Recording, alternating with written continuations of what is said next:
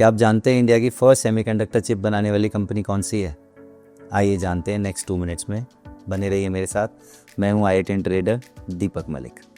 चलिए आज आपको ऐसी कंपनी के बारे में बताते हैं जिसका रेवेन्यू 22% से ग्रो कर रहा है, जिसका प्रॉफिट 16% से ग्रो कर रहा है और जिस कंपनी के ऊपर कोई कर्जा नहीं है, ज़ीरो है, डेट फ्री कंपनी है जो।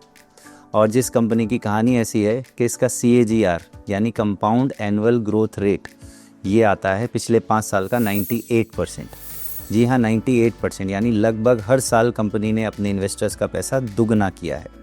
ठीक है, पिछले 5 साल से लगातार डबल किया है हर साल अपनी कंपनी अपने इन्वेस्टर्स का पैसा। चलिए जानते हैं कहानी CG पावर की। कंपनी अप्रैल 28, 1937 में इनकॉर्पोरेट हुई।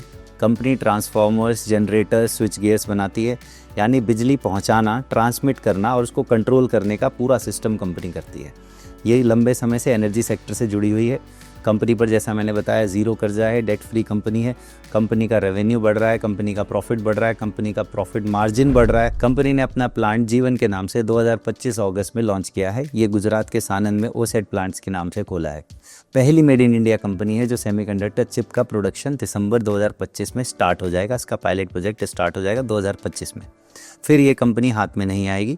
अभी इसका शेयर 700 के आसपास मूव कर रहा है, 700 से 750 के आसपास होगा और 5 साल 6 साल पहले ये 4 रुपये पर था। ठीक है, G2 2026 में लॉन्च हो जाएगा। इसका सेकंड प्लांट है सेमीकंडक्टर बनाने का, सेमीकंडक्टर चिप बनाने का। ये ऑपरेशनल हो जाएगा 2026 दिसंबर में। तो ये कंपनी की कहानी है CG पावर की। आपको क्या लगता है, सेमीकंडक्टर प्लांट लगाने से कंपनी की तकदीर बदल सकती है? क्या आप भी इस कंपनी के फ्यूचर का हिस्सा बनना चाहते हैं, इसकी सक्सेस का हिस्सा बनना चाहते हैं? एक ऐसी कंपनी जिसका रेवेन्यू बढ़ रहा है, प्रॉफिट बढ़ रहा है, प्रॉफिट आफ्टर टैक्स बढ़ रहा है, जिसका प्रॉफिट मार्जिन बढ़ रहा है, जिसके ऊपर कोई कर्जा नहीं है। क्या आप इसके शेयर्स को होल्ड करना चाहेंगे? मुझे लगता है अगले 2-3 सालों में ये कंपनी फिर से 100% का रिटर्न दे सकती है और आप भी इसका शेयर बाय कर सकते हैं। ये आपकी राय है, पर्सनल राय है। आप बाय करना चाहें कर सकते हैं, नहीं करना चाहें नहीं कर सकते। मैं कोई फाइनेंशियल एडवाइज़र नहीं हूँ। मैंने सिर्फ आपकी नॉलेज के लिए आपको ये चीज़ बताई, इस कंपनी की कहानी आपको बताई। ठीक, देखिए हर एक पॉजिटिव के साथ नेगेटिव भी होता है, तो इसके साथ नेगेटिव जो जुड़ा हुआ है, जो मुझे लगा नेगेटिव इसके फाइनेंशियल्स को देखकर, वो है इसका PE रेशो। PE रेशो मतलब प्रॉफिट्स और अर्निंग का रेशो। अगर PE रेशो ज़्यादा है इसका मतलब क्या होता है? अगर कोई फ्रैक्शन ज़्यादा है तो इसका मतलब क्या होता है? PE एक रेशो ही तो है, फ्रैक्शन ही तो है कि इसका डिनोमिनेटर छोटा है, न्यूमरेटर बड़ा है। मतलब कंपनी का जो प्राइस है वो ज़्यादा है और कंपनी की अर्निंग्स कम है।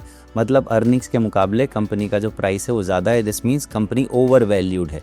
तो ऐसा लगता है कंपनी ओवर वैल्यूड है अपने पीयर से, जो कि 68-70 के आसपास PE रेशो होल्ड करते हैं।